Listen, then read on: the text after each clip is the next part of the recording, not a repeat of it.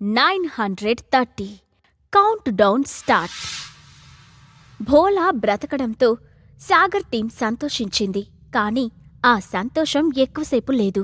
ఎవరో చప్పట్లు కొడుతున్న శబ్దం వినిపించడంతో అందరూ ఒక్కసారిగా వెనక్కి తిరిగి చూశారు. వాళ్ళ దగ్గరికి చప్పట్లు కొడుతూ వస్తున్న బార్బారిక్ ని చూసి సాగర్తో పాటు మిగిలిన వాళ్ళు కూడా షాక్ అయ్యారు. ఆ షాక్ నుండి తేరుకున్న సాగర్, ఇది నిజంగా బార్బారికేనా, లేకపోతే అతని హోలోగ్రామా అని అనుకుంటూ ఉండగానే అందరి మధ్యలోకి వచ్చి నిలబడ్డాడు barbaric.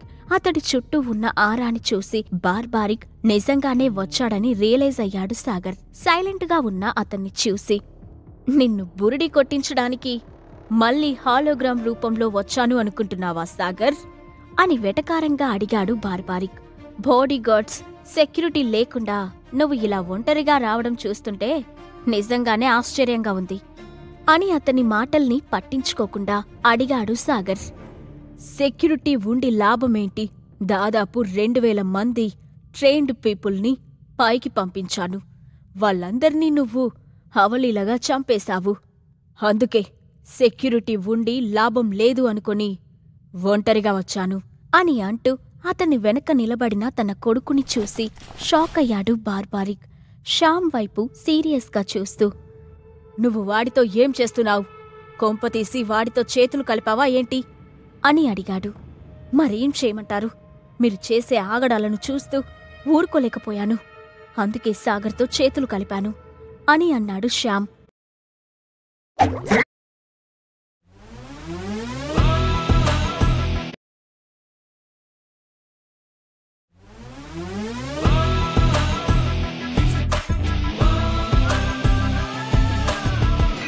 Episode number 930 count down start. Bhola బ్రతకడంతో సాగర్ టీం సంతోషించింది. కాని ఆ సంతోషం ఎక్కువసేపు లేదు. ఎవరో చప్పట్లు కొడుతున్న శబ్దం వినిపించడంతో అందరూ ఒక్కసారిగా వెనక్కి తిరిగి చూశారు. వాళ్ళ దగ్గరికి చప్పట్లు కొడుతూ వస్తున్న బార్బారిక్ ని చూసి సాగర్తో పాటు మిగిలిన వాళ్ళు కూడా షాక్ అయ్యారు. ఆ షాక్ నుండి తేరుకున్న సాగర్, ఇది నిజంగా బార్బారికేనా, లేకపోతే అతని హోలోగ్రామా అని అనుకుంటూ ఉండగానే అందరి మధ్యలోకి వచ్చి నిలబడ్డాడు బార్బారిక్. అతడి చుట్టూ ఉన్న ఆరాని చూసి బార్బారిక్ నిజంగానే వచ్చాడని రియలైజ్ అయ్యాడు సాగర్. సైలెంట్గా ఉన్న అతన్ని చూసి, నిన్ను బురిడి కొట్టించడానికి మళ్ళీ హాలోగ్రామ్ రూపంలో వచ్చాను అనుకుంటున్నావా సాగర్ అని వెటకారంగా అడిగాడు బార్బారిక్. బాడీగార్డ్స్, సెక్యూరిటీ లేకుండా నువ్వు ఇలా ఒంటరిగా రావడం చూస్తుంటే నిజంగానే ఆశ్చర్యంగా ఉంది అని అతని మాటల్ని పట్టించుకోకుండా అడిగాడు సాగర్. సెక్యూరిటీ ఉండి లాభమేంటి? దాదాపు 2000 మంది ట్రైన్డ్ పీపుల్ని పైకి పంపించాను. వాళ్ళందర్నీ నువ్వు అవలీలగా చంపేశావు. అందుకే సెక్యూరిటీ ఉండి లాభం లేదు అనుకొని ఒంటరిగా వచ్చాను అని అంటూ అతని వెనక నిలబడిన తన కొడుకుని చూసి షాక్ అయ్యాడు బార్బారిక్. శ్యామ్ వైపు సీరియస్గా చూస్తూ, నువ్వు వాడితో ఏం చేస్తున్నావు? కొంపతీసి వాడితో చేతులు కలిపావా ఏంటి అని అడిగాడు.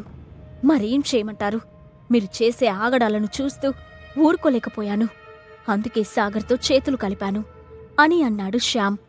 నేను ఏదైతే చేస్తున్నానో దాని విలువ నీకు తెలియడం లేదు. అందుకే ఇలా మాట్లాడుతున్నావు. ఒకసారి నేను అనుకున్న పని అనుకున్నట్టుగా జరగనివ్వు, ఆ తర్వాత నువ్వే ఆశ్చర్యపోతావ్ అని అన్నాడు బార్బారిక్. నాకేం తెలియాల్సిన అవసరం లేదు.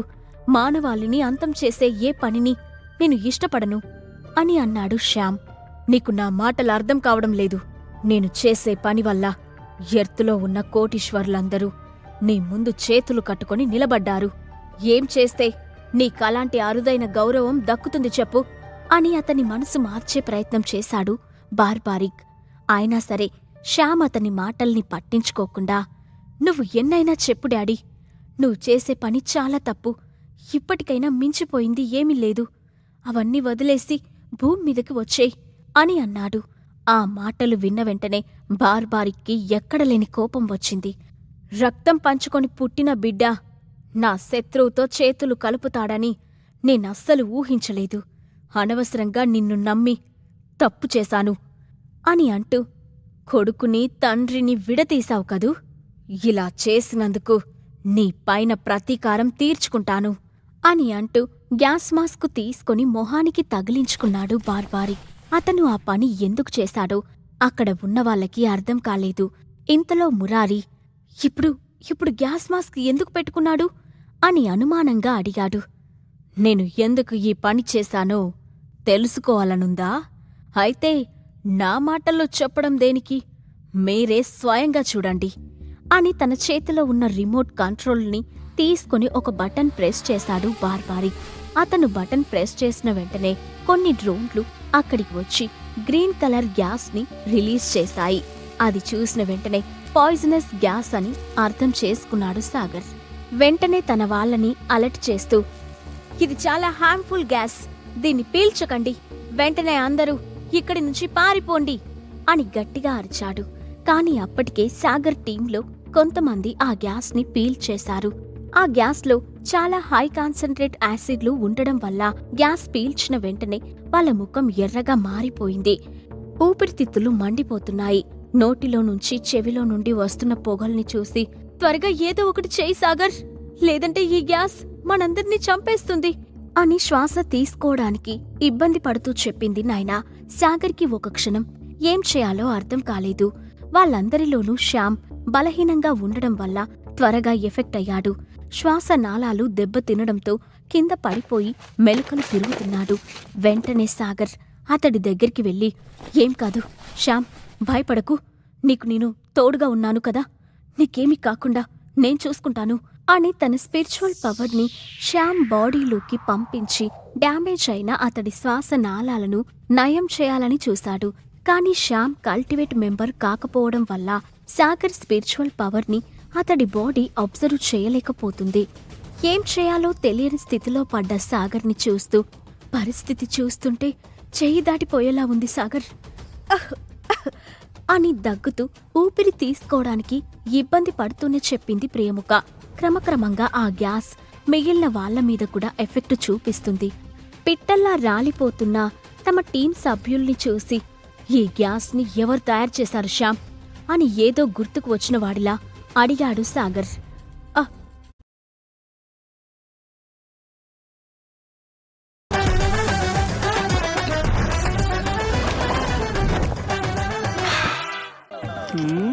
அங்கிள் என்ன பண்ணிட்டு இருக்கான்? மரத்துல கிறுக்கிட்டு இருக்கான். டேய் என்னடா இது அசிங்கம்?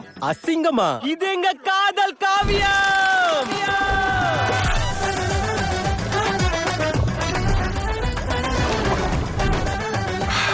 ஏ ரோமியோ, மரத்துல இப்படி செதுக்குனா காவியம் ஆகாது ப்ரோ. அதே நெஞ்சில டாட்டூவா போட்டுக்கிட்ட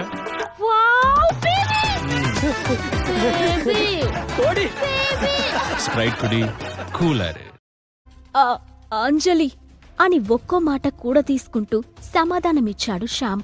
అతడి నోట్లో నుండి సరిగ్గా మాటలు బయటకు రావడం లేదు. లేదంటే ఆ గ్యాస్కి విరుగుడు మందు ఎలా తయారు చేయాలో సాగర్కి చెప్పి ఉండేవాడు. చివరికి లెవెల్ 5లో ఉన్న సుప్రజ కూడా ఆ గ్యాస్ ప్రభావాన్ని తట్టుకోలేక స్పృహ తప్పి పడిపోయింది. ఇంక లాభం లేదు అనుకున్న సాగర్ కళ్ళు మూసుకొని ఆ గ్యాస్ని బలంగా పీల్చాడు. ప్రపంచాన్ని కాపాడడానికి విషాన్ని కంఠంలో దాచుకున్న శివుడిలా తన టీం ప్రాణాలను తీయడానికి వచ్చిన పాయిజన్ గ్యాస్ని తన ఊపిరితిత్తుల్లో బంధించేశాడు సాగర్. చుట్టూ ఉన్న గ్యాస్ అంతా సాగర్ పీల్చుకోవడం వల్ల ఇప్పుడు వాళ్ళ పరిస్థితి కాస్త నయమైంది. ప్రియముఖ, మురారీలు తమ రాకెట్లో ఉన్న ఆక్సిజన్ సిలిండర్లని తీసుకువచ్చి స్పృహ తప్పి పడిపోయిన వాళ్ళకి అందించారు. లోపలికి వెళ్లిన ఆక్సిజన్ వాళ్ళ శరీరాల్లో ఉన్న గ్యాస్ని కార్బన్ డైఆక్సైడ్ రూపంలో బయటకు పంపించేసింది. అందరూ నార్మల్ స్థితికి వచ్చారు. కానీ శ్యామ్ మాత్రం ఇంకా నార్మల్ అవ్వలేకపోయాడు. కనీసం ఊపిరి కూడా తీసుకోలేకపోతున్నాడు. ఈలోపు నీలంగా మారిపోతున్న సాగర్ శరీరాన్ని చూసి సుప్రజ భయపడింది. వెంటనే అతడి దగ్గరికి వెళ్లి, నువ్వు చాలా రిస్క్ చేస్తున్నావు సాగర్, నువ్విప్పుడు శూన్య లెవెల్లో లేవు. ఏ క్షణమైనా నీ ఊపిరితిత్తుల్లో ఉన్న గ్యాస్ నీ ప్రాణాలు తీసేయగలదు అని లోపల ఉన్న గ్యాస్ని రిలీజ్ చేయమని చెప్పింది. సాగర్ ఆమె మాటకి సమాధానం ఇవ్వకుండా కళ్ళు మూసుకొని పద్మాసనంలో కూర్చున్నాడు. కదులుతున్న అతని పెదవుల్ని చూసి సాగర్కి దూరంగా వెళ్ళింది సుప్రజ. రోహిణి, నైనాలు శ్యామ్ని బ్రతికించాలని ప్రయత్నిస్తున్నారు. ఎన్ని ప్రయత్నాలు చేసినా శ్యామ్ నార్మల్ స్టేజ్కి రాకపోవడంతో ఇతన్ని సాగర్ తప్ప ఇంకెవరూ కాపాడలేరు అని ఆశలు వదిలేసుకుంది నాయనా. సాగర్ ధ్యానం పూర్తి కాగానే అతడి శరీరంలో నుండి బ్లూ కలర్లో ఒక ఖడ్గం బయటకు వచ్చింది. ఆ ఖడ్గం నుండి వస్తున్న వెలుగుని చూసి తట్టుకోలేక తమ కళ్ళకి చేతులు అడ్డు పెట్టుకున్నారు టీం మెంబర్స్. అది ప్యారడైజ్ మంచు ఖడ్గమా అని పక్కనే ఉన్న సుప్రజాని అనుమానంగా అడిగాడు మురారి. లేదు మురారి, ఆ ఖడ్గం వైట్ కలర్లో ఉంటుంది. పైగా అది చాలా అగ్రెసివ్ వెపన్. ఇంతసేపు సైలెంట్గా ఉండదు. ఈ పాటికి మనల్ని చంపేసి ఉండేది అని ప్యారడైజ్ ఖడ్గం గురించి బాగా తెలిసిన సుప్రజ సమాధానమిచ్చింది. నెమ్మదిగా కళ్ళు తెరిచిన సాగర్ తన ముందు ఉన్న ఖడ్గాన్ని పట్టుకొని దానిలో నుండి వస్తున్న వెలుగుని తన స్పిరిచువల్ పవర్తో అబ్జర్వ్ చేసుకున్నాడు. వెలుగు కాస్త తగ్గుముఖం పట్టడంతో సాగర్, ఆర్ యూ ఓకే అని కంగారు పడుతూ అతడి దగ్గరికి వచ్చి అడిగింది సుప్రజ. ఎవరూ కంగారు పడకండి, నాకేమీ కాలేదు అని సాగర్ చెప్పడంతో అందరూ కాస్త రిలాక్స్డ్గా ఫీల్ అయ్యారు.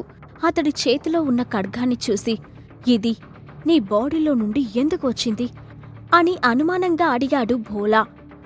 నేను పీల్చుకున్న పాయిజనస్ గ్యాస్ని నా పవర్కి ఉపయోగించి ఖడ్గంలా మార్చాను. ఇప్పుడు ఈ ఖడ్గంతో నేను ఒకేసారి 200 మందిని చంపగలను అని గర్వంగా చెప్పాడు సాగర్. హోడి అమ్మా, నువ్వు మామూలోడివి కాదు సాగర్. నిన్ను చంపడానికి తయారు చేసిన గ్యాస్ని నీకు అనుకూలంగా మార్చుకున్నావు. పాపం, ఈ విషయం ఆ బార్బారిక్ గాడికి తెలిస్తే సూసైడ్ చేసుకుంటాడు ఫర్ షూర్ అని పెద్దగా నవ్వాడు భోలా. ఈలోపు బ్లడ్ వామిటింగ్ చేసుకుంటున్న శ్యామ్ని చూసి రోహిణి గట్టిగా అరిచింది. సాగర్ వెంటనే శ్యామ్ దగ్గరికి వెళ్లి భోలాని బ్రతికించినట్టే అతన్ని కూడా తన లూనార్ ఫీనిక్స్ పిల్తో బ్రతికించేశాడు. కొన్ని నిమిషాల తర్వాత స్పృహలోకి